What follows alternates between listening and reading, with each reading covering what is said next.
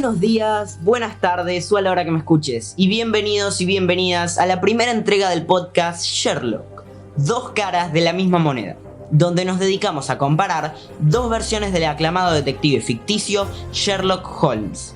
Hoy van a tener la suerte o la desgracia de escuchar a Vincenzo. Hola. A Mateo. Hola. A Juan. Hola. Y a quien les habla, Manuel Kleiman.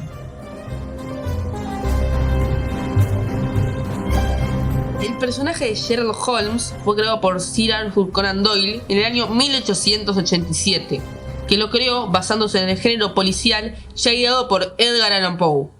A los 8 años de su creación, el autor decide matar al personaje en un enfrentamiento contra su archienemigo. Después de este pequeño resumen sobre el material original, saltamos 120 años después a la BBC aprobando una serie moderna, con Sherlock viajando del laburo a Cardiff en tren y utilizando el celular, creada por Mark Gatiss y Steven Moffat.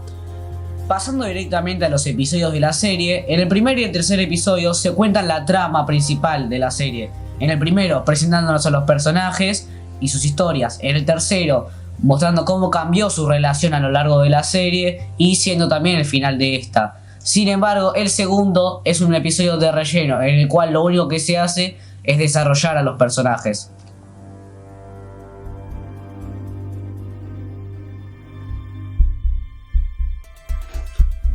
Para aquellos que no vieron la serie, que probablemente sean bastantes, tenemos un resumen de cada capítulo y más adelante vamos a analizarlos uno por uno.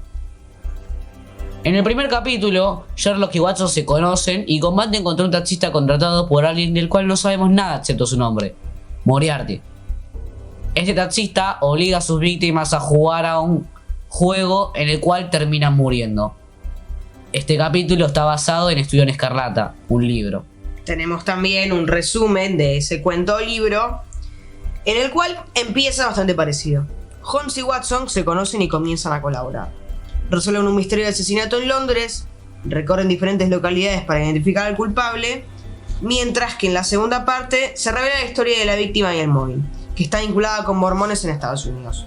Aunque la trama lleva a otro lado porque es un cuento que tiene una historia distinta, el inicio como que la serie hace una referencia a esto. Empezando con la comparación, tanto en la serie como en el libro, empieza con Watson buscando un lugar para vivir. En la serie se remarca que el Watson en sí tiene problemas por plata. Después de haber vuelto de la guerra de Afganistán en 2010, se trajo no solo traumas, sino problemas financieros. Sí, también es gracioso porque Watson lo presentan así, hablando con una persona, buscando un lugar, y Sherlock lo presentan en la morgue, pegándole con saña, con una fusta a un cadáver, estudiando cuánto tardan en irse los moretones después de muerto. Sí, aparte cuando Sherlock y Watson se conocen, Sherlock dice: puedo leer tu carrera militar en tu cara y tu pierna, y los hábitos de vida de tu hermano en tu teléfono móvil. Watson claramente se sorprende con su deducción, pero en los cuentos directamente la primera deducción es con el cadáver. El hombre fue envenenado con un líquido incoloro y muy venenoso, que no dejó residuos visibles, dice. Sí, yo creo que esto tiene más que ver con que la serie apunta más a mostrar la relación que tienen entre ellos, o por ahí más cómo les afecta a ellos los casos, y en los cuentos va directamente al caso y es lo que más le importa. Claro. Es interesante que en la serie no le interesan las circunstancias y siempre se encuentra en un estado de deducción.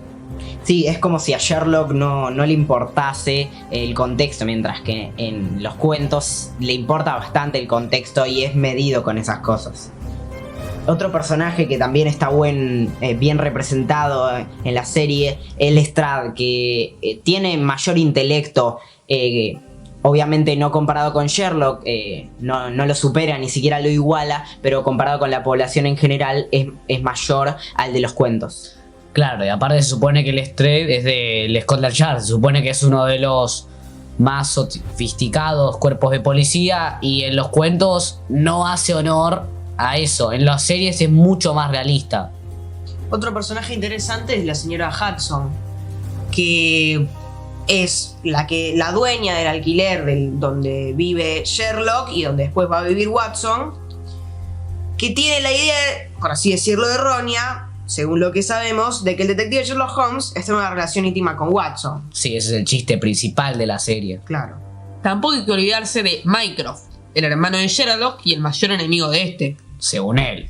Y se muestra que tiene un gran control sobre la ciudad. Claro, y aparte cuando Watson lo ve por primera vez, él y nosotros, los espectadores, pensamos que es el villano principal de la serie, el antagonista, pero bueno, resulta que no.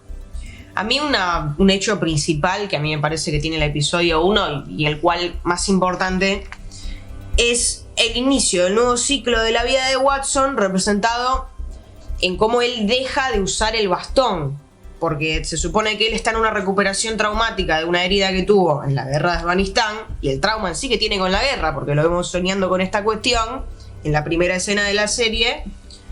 Y bueno, que la relación que empieza a tener con Sherlock lo pierde.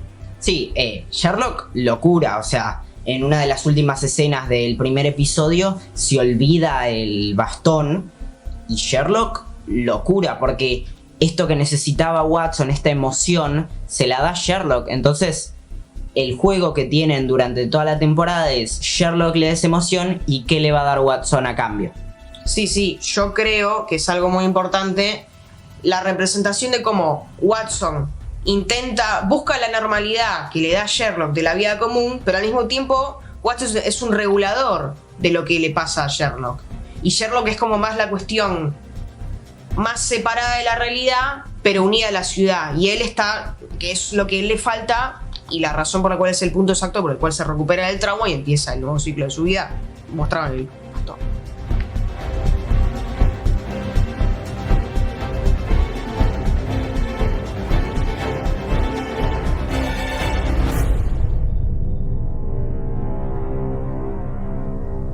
Saltando al episodio 2, en la serie, Holmes y Watson investigan una serie de crímenes relacionados con un símbolo antiguo y la cultura china en Londres, descubriendo una trama de tráficos ilegales que conecta un artefacto valioso con una red de espionaje. Sí, y respecto al resumen de los cuentos, aunque no hay uno tan igual como en el episodio 1 con Estudio en Escarlata, The Adventure of the Dancing Man refleja bastante este segundo episodio. En este cuento, Holmes descifra una serie de códigos secretos con dibujos para salvar a una mujer amenazada de un pasado romántico. Un detalle que me gusta remarcar de este capítulo, que se remarca más que en el primero, es la admiración que tiene Watson por la habilidad de Sherlock. De una manera tal que es como algo que le sobrepasa totalmente. Algo que, más allá de que él es un poco ingenioso, por algo es amigo de él y por algo lo entiende, pero es algo que lo sobrepasa totalmente. Cree que es algo sobrehumano que jamás va a poder llegar a conseguir. Sí. Y como se muestra en la serie, parece eso, ¿no? Sí, y en los cuentos yo creo que es al revés. Watson tiene una gran admiración por Sherlock, pero es más como pasa más por la duda, por la incógnita de cómo lo hace. Porque él piensa que si entrena mucho en algún momento lo va a poder hacer. No lo piensa más como algo sobrehumano, lo piensa más como una habilidad desarrollada, yo creo. Sí, precisamente en los cuentos Watson habla de esto repetidas veces. En una ocasión, por ejemplo, Watson dice: cuando le oigo exponer sus razonamientos, la cuestión me parece siempre tan ridículamente simple, que me siento seguro de que podría haber hecho fácilmente las mismas deducciones que usted. Sin embargo, a cada nuevo caso que se presenta de sus aparentemente extraños poderes, me siento desconcertado hasta que me explica el proceso que sigo. Y no obstante, creo tener tan buenos ojos como usted. Además de su gran habilidad, a mí me gusta remarcar que también tiene un montón de herramientas en la ciudad de Londres, Sherlock. Como por ejemplo, la que más se usa acá es la red de vagabundos que tiene en toda la ciudad, con la cual consigue comunicación de lo que va ocurriendo en cada zona, contactos, que la cuestión es que Sherlock le da plata a ellos y ellos a cambio le dan informaciones. Como un detalle que me gusta mucho cómo está puesto. Sí, por eso para mí en la serie Sherlock y Watson, a diferencia de los cuentos que son de alcurnia y de más la aristocracia de Londres, o por ahí de una clase mucho más alta, en la serie son de una clase media, media sólida, pero media a fin de cuentas. Pero esto que decías de de la Homeless Network, para mí remarca que tienen una relación con la clase baja, y por eso para mí no es un clásico del todo en ese sentido, porque remarca mucho que las clases bajas y las relaciones, y de hecho varias escenas son con clases bajas. No, yo creo que eso tiene que ver con la vinculación que tiene que tener los personajes con el espectador. Por ejemplo, si uno lo piensa del lado de un productor que hace una serie, es como una inversión a largo plazo. O sea, el primer capítulo pasa, el segundo se va produciendo el segundo, el tercero y así. Y eso requiere de que la persona, del espectador, esté enganchado en la serie y que le vaya pasando el tiempo. Porque, a contrario, por ejemplo, una película o un cuento que está hecho con otra filosofía totalmente distinta. Entonces, esa representación yo creo que es una cosa que tiene que pasar y que no tiene que ver con que sea o no un clásico. Yo creo que sigue siendo un clásico aunque ocurra eso. Sí, para mí también, de hecho creo firmemente que la marca actoral de Benedict Cumberbatch al actuar de Sherlock es que cuando no respecta el trabajo es un niño. Es un niño porque no le importan otras cosas que no sea el trabajo. Como un niño que quiere jugar y lo único que le importa es jugar ese juego que a él le encanta, que en este caso son sus casos. Un ejemplo sería que Holmes no conoce que la Tierra gira alrededor del Sol, ya que él piensa que es inútil tenerlo en la cabeza. Claro, es un detalle que me gusta bastante del personaje y que se mantiene en los cuentos y en las series, es que Sherlock es muy arrogante constantemente y a Watson en los cuentos no parece importarle mucho, pero en la serie me gusta que se remarca esto continuamente y que Watson se lo reprocha a Sherlock en distintos episodios y principalmente en este.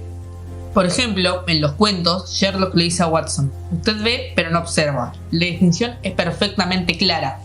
Por ejemplo, usted ha visto con frecuencia la escalera que conduce del vestíbulo a esta habitación. Ahora bien, yo sé que hay 17 escalones, porque he visto y he observado.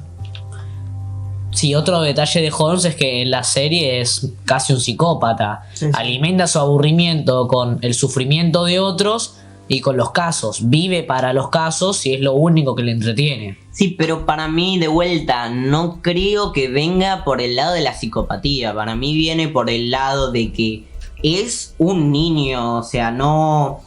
De vuelta, no, para mí no es de la psicopatía porque le importa el niño y no tiene que ver con que quiera disfrutar de las muertes y el sufrimiento de las víctimas y por eso va a los casos, sino que a él no le importa que gente muera. Obviamente que él va a tratar de evitar los casos y de hecho en este episodio salva a la novia de Watson, pero no le importa tanto como para dejar de pensar en siempre capturar al culpable. Tenés razón. Algo que me gusta también de la serie y que no pasa tampoco en los cuentos es que Watson en los cuentos es básicamente un observador. No hace más que narrar lo que pasa y no ayuda ni importa nada en el caso. Sí, perdón, en todo caso aporta algo pero muy chiquito, como en un escándalo en Belgravia que en Bohemia, perdón, no en Belgravia, en Bohemia donde aporta a la resolución del caso, pero más que eso no creo que haya. Sí, pero la serie tiene mucho más desarrollo. Pasa a ser más de un simple ayudante y se vuelve más un amigo de Sherlock constantemente. Lo ayuda en muchos casos también e incluso le llega a salvar la vida. Sí, y aparte de Watson, me pongo a pensar que Sherlock también tiene un desarrollo mucho mayor en la serie, porque si vemos en el primer capítulo no considera a nadie su amigo y Watson es solo un medio para conseguir ir a vivir y nada más, y de hecho lo ayuda pero después lo deja varado en el primer episodio, mientras que en el tercero, después lo vamos a contar, ya lo considera un amigo y por ahí le importa más. Por eso, para mí, como tiene este arco Sherlock y Watson también, como decías, no es un clásico puro. Permitime diferir.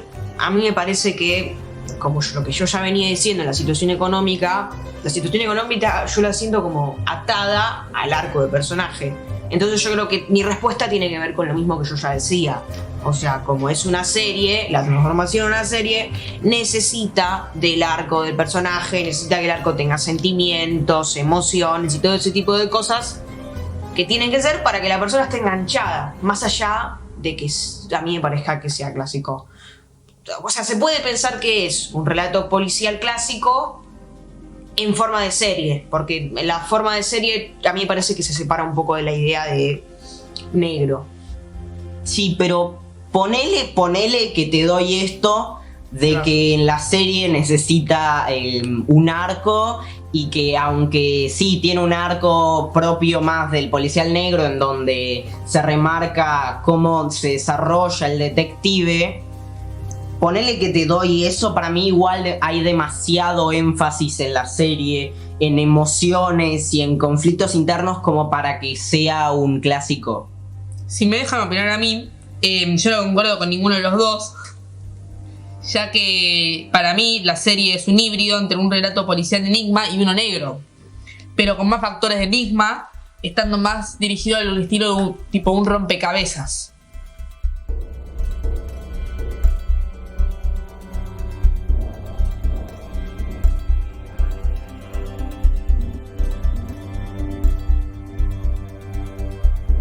Al terminar el análisis del segundo episodio, empieza el resumen del tercer episodio, que va así. Sherlock resuelve una serie de amenazas de bomba hechas por Moriarty, el villano principal de la serie, en un formato de juego con un tiempo de resolución limitado. La temporada termina con un cliffhanger, por así decirlo, en el momento de mayor tensión, en el que Holmes llega al fin del juego Moriarty, que por cierto se sitúa en la pileta en la que ocurre el primer asesinato del primer caso que resuelve nuestro detective, en el cual Holmes encuentra a Watson con un chaleco de bombas en el cuerpo y siendo apuntado con un francotirador. Esto deja a nuestro investigador en shock, lo que le permite a Moriarty mostrarse por primera vez y hablar con Sherlock. Algo que me gusta de este episodio y en sí de la temporada es que finaliza dejándonos con muchas dudas, entre ellas como ¿qué va a pasar? Moriarty va a matar a Sherlock y a Watson, si Sherlock va a resolverlo y cómo lo va a hacer, y entre otras cosas. Agregando lo que dijo Vincenzo, el momento de mayor tensión es la primera vez que confirmamos que Sherlock le tiene cierto afecto a Watson, aunque este lo niegue, siendo la primera vez que le vemos tener miedo resolviendo un caso. Pasando al resumen de los cuentos, si bien la serie tiene muchas referencias a diferentes cuentos o novelas, el que más se parece es al de The Final Problem, donde Holmes enfrenta a su enemigo Moriarty en una lucha en las cataratas de Reichenbach, y se da por hecho que ambos mueren en el enfrentamiento. Algo que me gusta de este episodio, y es que es único, es que es la primera vez en que por culpa de las acciones de Sherlock, una persona muere debido a que Sherlock no logra resolverlo a tiempo, dejándolo molesto y siendo la primera victoria de Moriarty. Bueno, a mí, la verdad, un detalle que me gusta mucho, no sé si me gusta, pero me parece peculiar, es el blog de Watson, que sería la representación de que en 1880 era Watson el que escribía los cuentos y se suponía que los publicaba. Entonces acá está la referencia de que realmente ahora lo que hace Watson son blogs. En este hay un detalle otro detalle más, es que la foto del blog es de Sherlock con una gorra de cazador que usó una sola vez, pero quedó tan emblemático que ahora todo el mundo lo conoce como si lo tuviera, cuando realmente en la serie no lo usa. Esto es un guiño a que realmente Arthur Conan Doyle nunca sistematizó unos atuendos formales de algún tipo de forma que tenía Sherlock. Su descripción era más bien sentimental y el sumo de altura. Pero esa descripción de que tenía un abrigo largo de tweed, su gorra de cazador y una pipa curva, viene de Sidney Paget, que era un ilustrador bastante famoso, que fue el ilustrador de, bueno, los cuentos originales de Sherlock Holmes. Y fue por eso que vino, pero nunca fue una cosa que realmente estuviera en los cuentos. Eso es un detalle que está bastante bien representado. La historia de Moriarty, que es la trama principal de la primera y segunda temporada, se estira a través de la serie, mientras que en los cuentos está mucho más condensada. Sí, y también porque Moriarty en los cuentos aparece en realidad solo en The Final Problem. Aparece una vez nada más y está bien, te menciona que en realidad el culpable de los casos fue él y que en realidad estaba atrás de todo, pero donde aparece es ahí, mientras que en la serie te dicen directamente que el que está atrás es Moriarty desde el minuto 1, desde el primer villano, desde el primer antagonista. Porque Moriarty en la serie aparece como un admirador loco de Sherlock. Está completamente obsesionado con él y quiere matarlo. Tiene un Death Wish directamente, pero quiere matarlo jugando. Y quiere ganar, o sea, matarlo, pero que él no pierda, porque si pierde ya no hay más juego. Y esto es muy importante, porque mientras que en los cuentos se presentan como personas de inteligencia igual, En la serie son el uno para el otro, dos mitades opuestamente proporcionales, ya que su caso de inicio fue idéntico. Algo que me gusta es la diferencia entre los dos Sherlock. El original sabía comportarse y manejar casi sus inexistentes sentimientos, mientras que el de la serie no logra controlarse muchas veces diciendo, por ejemplo, comentarios despectivos hacia clientes o personas cercanas a él. Esto precisamente se demuestra en este episodio, en el clímax de la pileta, donde este Sherlock sabe sentir amor y siente un amor hacia Watson platónico debido a que se preocupa por él cuando está amenazado.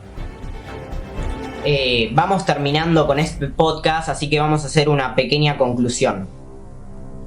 Para mí la serie sintetiza y actualiza el material original, y esta misma le gana al material original en términos de estructura y trama, porque Arthur Conan Doyle no estaba planeando la trama. Entonces esto hace, como decía antes, que Moriarty aparece recién en el último cuento, y esto daña la trama porque no vemos un desarrollo de esta tan bueno y tan bueno, sí, como en la serie. Porque en la serie sí planearon los dos creadores y escritores que iba a aparecer Moriarty. Entonces, como decía, desde el minuto 1 se lo menciona que él está atrás de todo. A mí, la verdad, si se me permite decir, me parece que Arthur Conan Doyle no deja que el lector saque sus propias conclusiones en ningún momento. Básicamente le oculta las conclusiones que saca Sherlock. Entonces, pero es de una manera descarada que a mí no me gusta nada como escribe en ese sentido.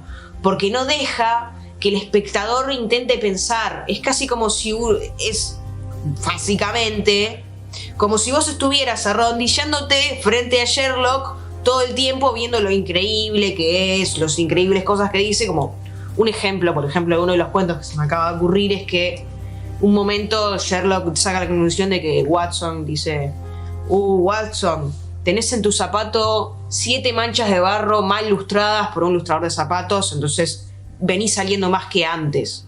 No te lo había dicho nada antes, a mí eso no me gusta nada. Por eso, más allá de que la serie a mí me parece bastante buena, por eso se conecta con lo que vos decís, sintetiza y actualiza el material original, Manu, pero también yo creo que el material del cual viene es una porquería, a mí no me gusta nada, a mí. Y algo que los cuentos casi ni existen y que para mí toda serie, peli o cuento tiene que tener es el desarrollo de personajes. En los cuentos nunca pasa nada, son simplemente casos, pero en la serie los personajes se van desarrollando. Tanto Sherlock desarrollando cada vez más sentimientos, como Watson teniendo incluso a veces sintiendo enojo con Sherlock en algunas veces. La verdad está todo bien con lo que opina Mateo, lo que opina Manu, pero para mí es malísima la serie y es 1000 veces mejor el material original. ¿Seguro? A mí no me parece mucho, pero bueno, sí, está bien. Igual hay que decir que de la primera temporada el peor de todos es el segundo capítulo. No solo no agrega nada a la trama principal, sino que el caso es realmente aburrido. Igual para mí el segundo capítulo es un 9, o sea, la serie me parece increíble. Bueno, esas son nuestras opiniones personales, esperemos que les haya gustado mucho el podcast y nos vemos la próxima. Sí hay. Subí la nota, profe.